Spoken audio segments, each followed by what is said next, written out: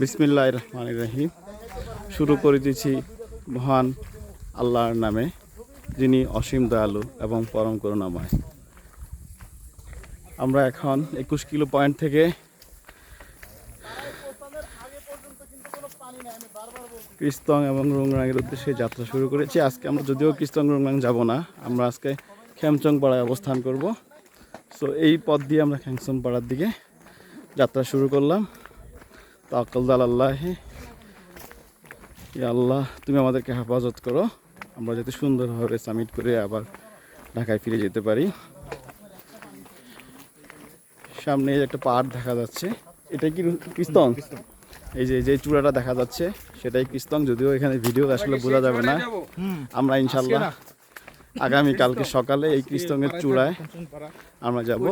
এখানে দুই পাশে দুইটা, একটা হচ্ছে কৃস্তং, একটা হচ্ছে রোংরাং। আমরা যাব ইনশাল্লাহ।